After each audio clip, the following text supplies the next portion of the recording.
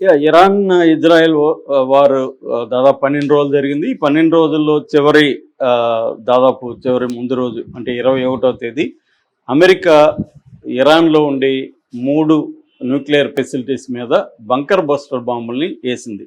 ఇరాన్లో ఉండే ఫార్దో, తర్వాత నతాంజీ, ఇస్ఫహాన్, ఈ మూడిట్లో ముఖ్యంగా ఫార్దో ఏంటంటే వాళ్ళు కొండల మధ్య ఒక స్థావరం లాంటిది ఏర్పాటు చేసుకొని అక్కడ కింద రీఎన్ఫోర్స్మెంట్ కాంక్రీట్తో ఒక 300 అడుగుల లోపల వాళ్ళు న్యూక్లియర్కి సంబంధించిన రియాక్టర్కి సంబంధించి యురేనియంని 235 అంటారు. యురేనియం 235 అంటే 60% ప్యూరిఫై చేసిన యురేనియం నిల్వలను అక్కడ ఉంచారని, అంత లోతుకి వెళ్ళి కొట్టే బాంబులేవి ఇజ్రాయెల్ దగ్గర లేదు కాబట్టి ఇజ్రాయెల్ అమెరికా సహాయం అడిగితే అమెరికా ఏం చేసిందంటే GBU-57 అంటారనమాట ఈ బంకర్ బస్టర్ బాంబ్ని. GBU అంటే గైడెడ్ బాంబ్ యూనిట్ అని.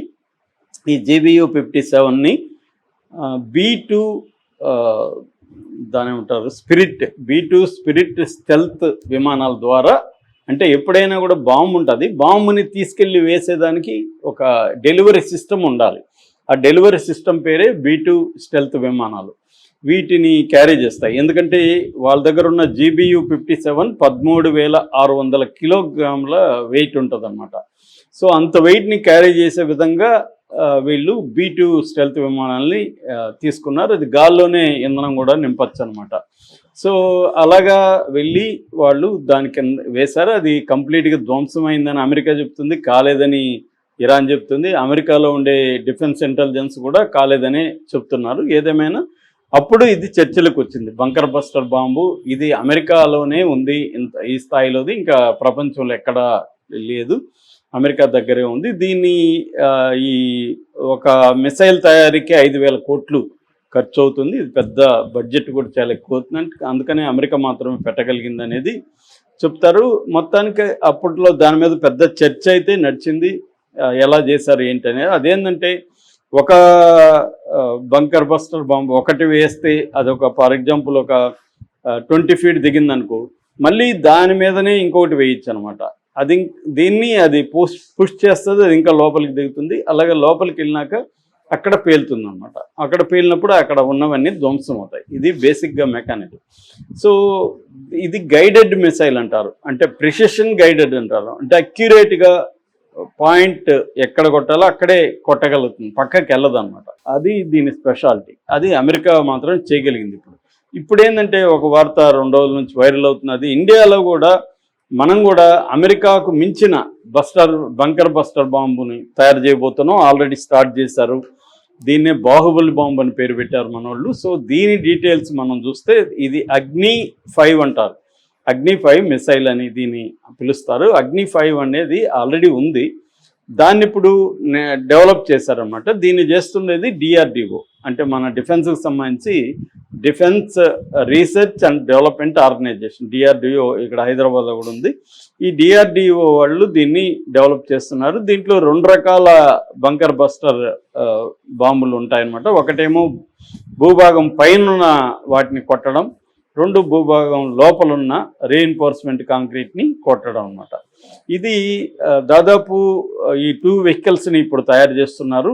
ఇవి వచ్చి 7,500 నుంచి 8,000 కిలోని మోయగలగదు అనమాట.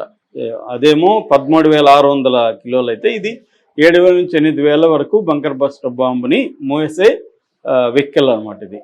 సో ఈ వెహికల్ అదొకటైతే, రెండోది ఎయిర్ బర్స్ట్ అంటాం. అది పైన ఉన్నవి, భూభాగం పైన కూడా ఫెసిలిటీ ఉంటాయి. మనం గతంలో కూడా పాకిస్తాన్కి మనకి ఆపరేషన్ సింధూర్ అప్పుడు అక్కడ కిరాణా హిల్స్లో ఉన్న న్యూక్లియర్ ఫెసిలిటీస్ మీద మన వాళ్ళు అటాక్ చేశారని కూడా వార్తలు వచ్చాయి.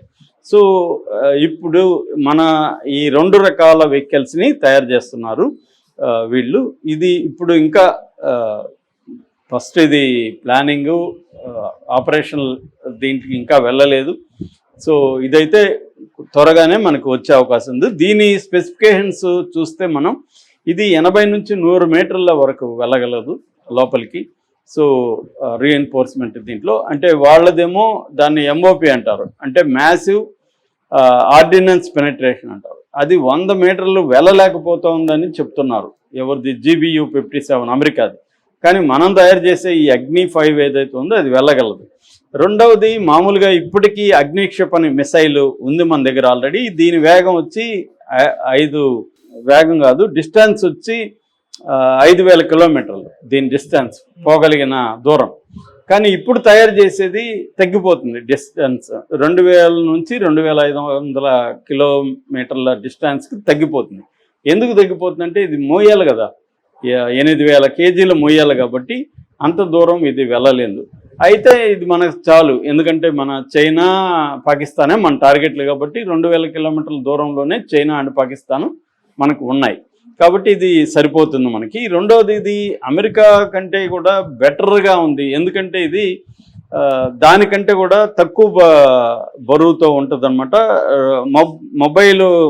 మొబిలిటీ బాగుంటుంది, ఫ్లెక్సిబిలిటీ బాగుంటుంది, తర్వాత కాస్ట్ ఎఫెక్టివ్, అంత ఖర్చు కూడా దీనికి కాదనమాట. సో అమెరికా దానికంటే కూడా మంది మోర్ అడ్వాన్స్డ్ అన్న వార్త వినిపిస్తుంది. ఇది రెండోది వేగం మ్యాక్ 8 అండ్ మ్యాక్ 20 వరకు వేగం ఉంది. అంటే ఒక సెకండ్కు 5,000 కిలోమీటర్లు వెళ్ళే వేగం దీనికి ఉందన్నమాట. అంత వేగంగా వెళ్తుంది.